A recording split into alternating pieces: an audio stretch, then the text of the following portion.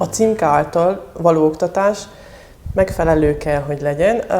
Elsősorban arra kell gondoljunk, hogy a termékünk jó.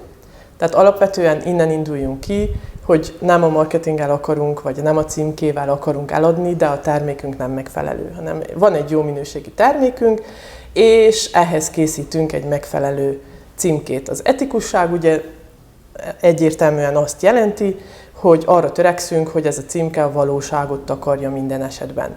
És fontos az, hogy megkülönböztető jelleget is hordozzon, tehát hogy a konkurenciánktól megkülönböztessen, és azokat a jegyeket, azokat a fontos információkat, ami minket megkülönböztet, hordozza magában, és hogyha van rajta olyan jellegű hasznos információ, ami a fogyasztót meggyőzi arról, hogy a mi termékünk kiváltságos, akkor azt úgy tüntessük fel, hogy az vonzó legyen, érthető, látható legyen. Igen, egyetértek, ez még azzal bővíteném ki, amit mondott a kolléganő, hogy igazából, hogyha egy ilyen közös nevezőt keresünk, ugye a marketing stratégia és etikus címkézés tekintetében, akkor ez a közös nevező lehet az etikus fogyasztó, aki tulajdonképpen egy olyan fogyasztó, a hagyományos fogyasztóval ellentétben, akinek szintén fontos az ár és a minőség, de hogy van neki egy sajátos értékrendje, amelyek olyan témákat érinthetnek, mint gazdasági, környezeti, fenntarthatósági, politikai, akár vallási értékrend vagy nézetek is belekerülnek. És akkor ugye ez a fogyasztó számára, amikor a vásárlási, döntési folyamat előtt van, akkor igenis számára ez egy fontos tényező lehet. És akkor itt néhány példát mondanék, például az élelmiszerek tekintetében a biocímkézés, vagy a fair trade, vagy az állatjóléti koncepcióban a free cage-nek a fogalma, ugye, tehát hogy ilyenekre kellene elsősorban gondoljunk.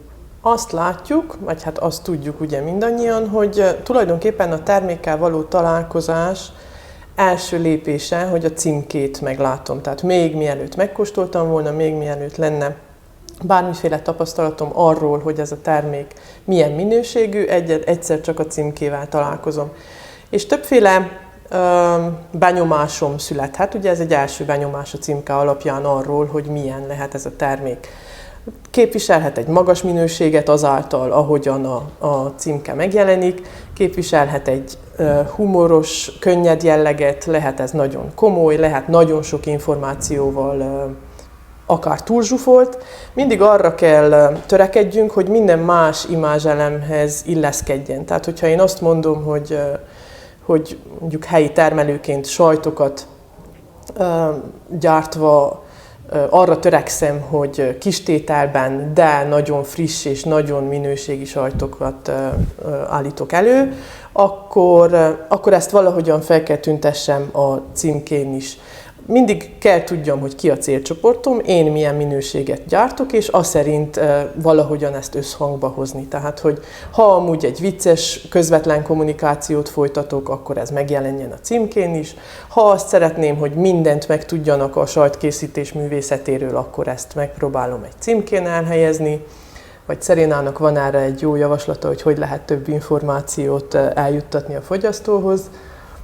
Igen, hát ugye Beát kiegészítve úgy gondolom, hogy a 21. században vannak olyan eszközök, IKT eszközök, vagy digitális megoldások, amelyek bizony segíthetnek a gazdáknak is, és abban is, hogy megteremtsék a kommunikációt, vagy az információ átadást a gazda és a vásárló között. És én arra gondoltam, hogy példaként, hogy például a QR kód lehet egy nagyon jó megoldás arra, hogy a termékre ráhelyezünk egy QR kódot, és akkor a QR kód beolvasása által eljuthat a vásárló akár a gazdának a weboldalára, ahol igenis a gazda tartalommal töltheti meg ezt a weboldalt, akár a termék elkészítési folyamatáról is kerülhetnek fel fotók vagy videók. Tehát itt tulajdonképpen a származási helyre is akkor választ tud adni a gazda, vagy a készítési folyamatokra és módszerekre is. Így akkor betekintést nyerhet a vásárló abba a szintérbe, hogy mi történik ugye a színfalak mögött. Én erre gondoltam, hogy ez is lehet egy megoldás.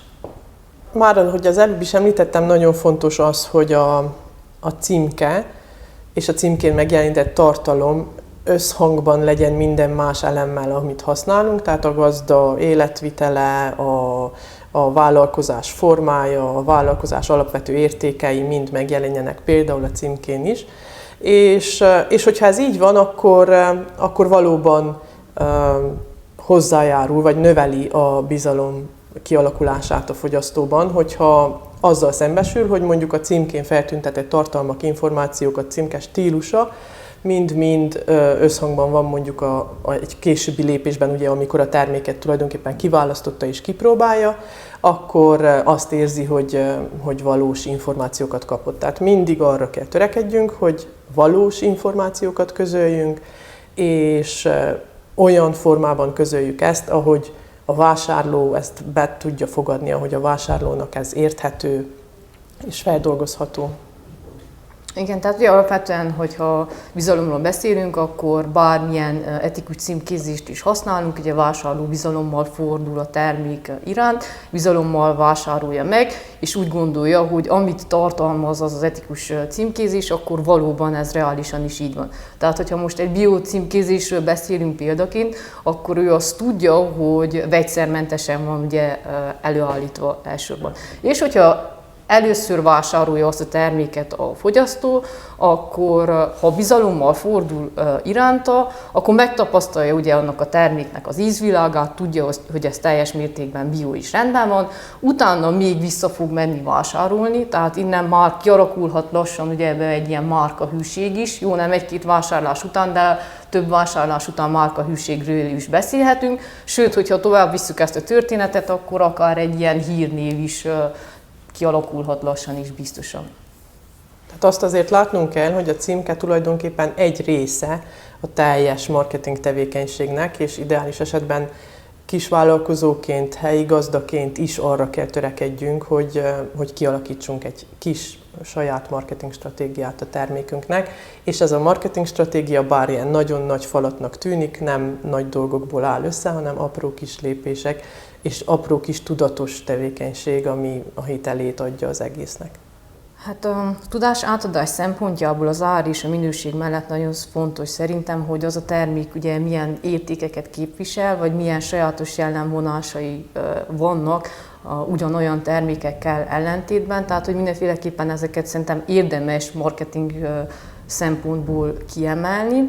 Illetve ami még nagyon fontos, hogyha élelmiszerekről beszélünk, szerintem a származási hely, az előállításnak a módja, ugye a procedúrája, illetve az összetétel, tehát hogy milyen elemeket, összetevőket tartalmaz az élelmiszer.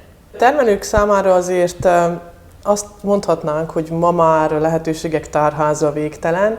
Igazából azt a pár eszközt kell megtalálni, és talán ez a nyitja a dolognak, azt a pár eszközt kell megtalálni, ami az ő fogyasztójához eljut. Tehát, hogyha tudja, hogy főként vásárokon értékesít, akkor igazából neki nem is feltétlenül a saját termékét kell népszerűsíteni, hanem azt a vásárt, ahol ő részt fog venni.